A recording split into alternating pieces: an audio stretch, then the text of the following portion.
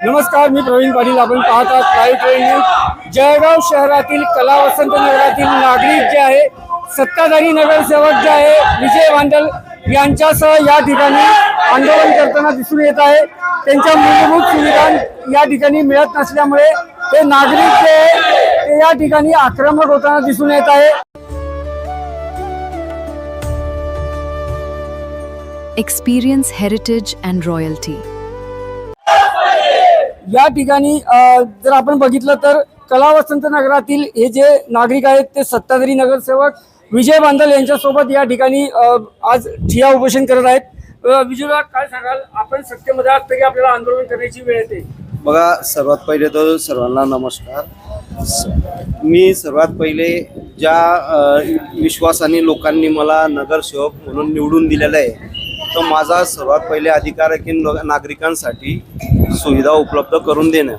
प्रशासनाशी भांडणे, आम्ही गेल्या 8 महिन्यापासून प्रशासनाशी भांडतोय. वेळोवेळी त्यांना निवेदन देतो, वेळोवेळी त्यांना पत्र देऊन राहिलेले, दखल घेतल्या गेलेली नाही आहे. ज्यावेळी ढेरे साहेब होते, तीव्र प्रकारे उन्हाळा गेला, नागरिकांना पाण्याचा पासून त्रास झाला. अक्षरशः नागरिकांना जारचे पाणी वापरायला लागले घरी. आता पावसाळा आहे, आरोग्याचा इतका प्रश्न उत्पन्न झालेला आहे.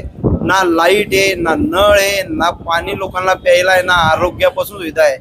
अक्षरशः चिखलमय पावसामुळे एवढा रस्ता झालेला आहे की तिकडं गटरीवर इतके गवत आलेले आहे, त्यामुळे ते साप त्या गवतामुळे घरात येत आहे. पाहू शकता तुम्ही, एवढे मोठे मोठे नाग.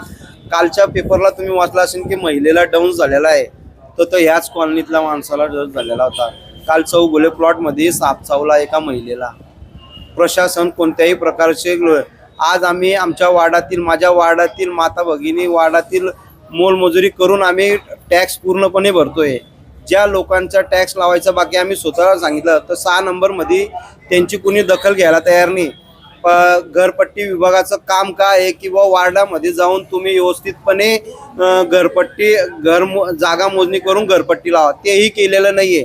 गेल्या 8 महिन्यापासून अधिकारी लोकच कामचुकारपणामुळे महानगरपालिकेला टॅक्स भेटत नाहीये. आम्ही द्यायला तयार आहे, काही नागरिक द्यायला तयार, तुम्ही आज या, आम्ही आज तुम्हाला टॅक्स द्यायला तयार आहे. नाही तर मग तिकडे येणे. पाण्याची लाईन 200 मीटर जोडायला तुम्हाला 8 महिने लागत आहे. म्हणजे ह्या महिला माझ्या माता भगिनी शेतात जाऊन काम करतात. माझे हे सर्व भाऊ आज 400-500 रुपये रोज बुडवून आज आम्हाला इथं बसण्याची वेळ कुणामुळे आली? प्रशासनामुळे. त्यांना जर आम्हाला जर सोयी सुविधा उपलब्ध असेल, कारण की आम्हाला रात्री घरी 8 वाजता यायला लागतं. रेल्वे लाईनला तुम्ही आज चोर लुटेरे त्या साईडला इतके वाढलेले आहे की रात्री आमचा एकही माझा भाऊ बनकी तिकडनं पायी जायला किंवा गाडीवरून जायला घाबरतो. दवाखान्याची वेळ आली रात्री, महिला किंवा त्याला गाडीवर 2 व्हीलर घेऊन जाता येत नाही, 2 जण शेजारचे सोबत घ्यायला लागतात. रोडावर मोबाईल हिसकायचे प्रयत्न झाले, घेऊन गेले. घरात चोर. आम्ही शेवटी काही कमी जास्ती झालं, याला जबाबदार कोण राहील? माझा वार्ड, माझे वार्डातील नागरिक यांच्यावर जो वेळ आहे त्याच्यासाठी मला रोडावर उतरायचं, काय आणखी काय करायला लागलं तरी मी ते करायला तयार आहे. काय किती दिवसापासून समस्या आहे? काय ही आमची 7 ते 8 वर्षापासून समस्या आहे कला वसंत नगराची. पण आमची कुठली 7 वर्षापासून 8 वर्षापासून कुठली जो आयुक्त असेल कोणी आमची कला वसंत नगरची दखल घेतलेली नाही. आमच्याकडे या उन्हाळ्यामध्ये पूर्ण बोरिंग आटून गेल्या, 60% बोरिंग आता आटून गेल्या लोकांच्या. आम्हाला रेल्वे लाईन क्रॉस करून पाणी आणावं लागतं. शाळेच्या मुलांची गाडी घरापर्यंत येत नाही. चिखल आहे सर्व रस्त्यांवरती, गटारी नाही, गटारींचं पाणी काढलेलं नाही कोणत्या ठिकाणी. आमच्याकडे घंटागाडी सुविधा ती येत नाही हमेशा कंटिन्यू. त्याच्यानंतर प्रत्येक गोष्टी सर्व गोष्टी, लाईटची समस्या आमच्याकडे. आम्ही वारंवार त्यांना महानगरपालिकेला येऊन आम्ही किती वेळेस आम्ही अर्ज केले, पण त्या अर्जाची काहीच दाखल होत नाही. आम्ही हक्काचा माणूस म्हणजे विजूभाऊ बांदल आहे, तर त्यांना आज घेऊन आम्ही सोबत उभे आहे.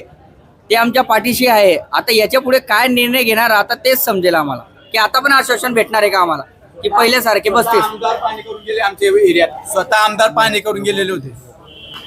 आपल्यासोबत काही महिला नागरिक आहेत. आपण मोशी, काय नेमकं आता समस्या आहेत आपण आज या ठिकाणी? आमच्याकडे पाणी नाहीये, गडी नाहीये, रोड नाही, लाईट नाही.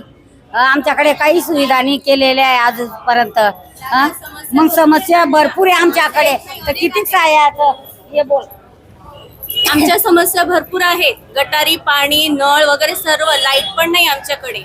तसं पाहिजे तर तुम्ही किती वर्षापासून तिथे राहतात? तुम्ही महापालिकेचा टॅक्स भरता का? भरतो. आताही माझ्याकडे पावती आहे टॅक्स भरलेल्याची, मी ते तुम्हाला दाखवू शकते. टॅक्स भरण्यासाठी तुम्ही वारंवार आम्हाला मेसेज टाकता की टॅक्स भरा, मग तशा नियोजनाने तुम्हाला मग आमच्या समस्या पूर्ण करता येत नाही का, असा आमचा प्रश्न आहे. त्यानंतर लाईट बिल्स होता 8 दिवसाच्या आत आमच्याकडे लाईट महावितरणाचे पण लोक येऊन जातात. तेही म्हणतात की तुम्ही लाईट भरा नाही तर तुमचं कनेक्शन कट केल्या जाईल. तर मग आमचे जर समजा आमच्याकडून समजा तुम्ही अशी अपेक्षा करता आहे तर मग आमच्याही अपेक्षा तुम्ही पूर्ण करावी अशी आमची इच्छा. तर आपण बघितलं या ठिकाणी जे सत्ताधारी नगरसेवक आहेत त्यांच्या नेतृत्वाखाली या नागरिकांनी एकच सांगितलंय की या ठिकाणी जर आम्ही सर्व प्रकारचे टॅक्सेस भरतो, आम्ही पाणीपट्टी असेल, घरपट्टी असेल, हे जे नियमित टॅक्सेस आम्ही भरत असतो, आम्ही सफर का व्हावं.